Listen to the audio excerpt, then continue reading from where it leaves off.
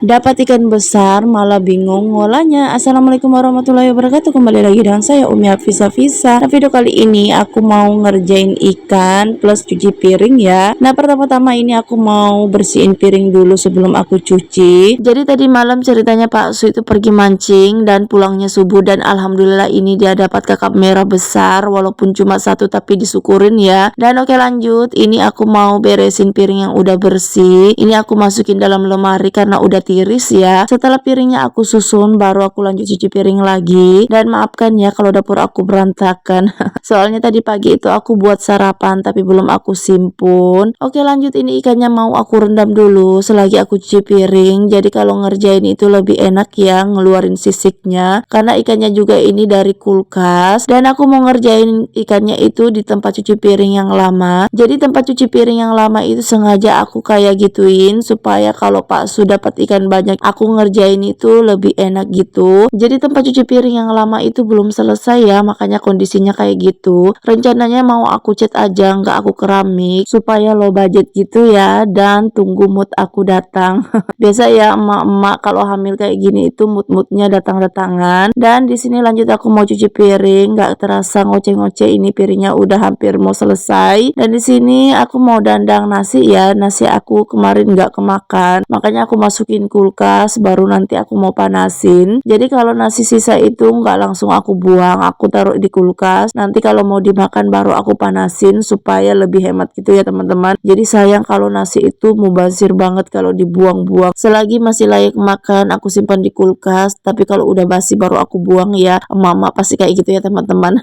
Apalagi beras itu mahal banget, sembako mahal banget. Mungkin di daerah teman-teman sama ya, nggak tahu kenapa apa-apa itu mahal semua. Jadi kita itu mama itu harus pintar mengirit, apalagi kayak aku gini, supaya dompet kita itu nggak menjerit banget ya. Oke, lanjut. Ini nasinya mau aku panasin dulu, dan ini nasinya agak keras karena dari kulkas ya. Biasanya kalau ada nasi sisa begini aku goreng, tapi karena nasinya banyak makanya aku panasin aja. Dan kalau emak-emak itu jangan diragukan ya, kalau lihat nasi sisa itu pasti bisa banget diolah, apalagi masih layak makan supaya nggak mubazir gitu. Dan lanjut, ini aku mau beresin per bumbu-bumbuan dan per kopi-kopian. Ini aku mau susun di tempatnya. Lanjut aku mau refill minyak. Jadi aku baru beli minyak ya, dan aku kaget banget harganya itu naik juga. Biasanya aku beli 2 liter itu 36.000 dan sekarang sudah 40.000. Lumayan ya naiknya 4.000. Di mata mama itu bisa untuk jajan anak. Dan kalau ke pasar bawa uang 100.000 itu rasanya nggak cukup, tapi mau diapa ya, harus dinikmati dan disyukuri aja. Selagi kita masih bisa belanja, yang penting kita pintar-pintar aja berhemat. Jadi curhat nih mam.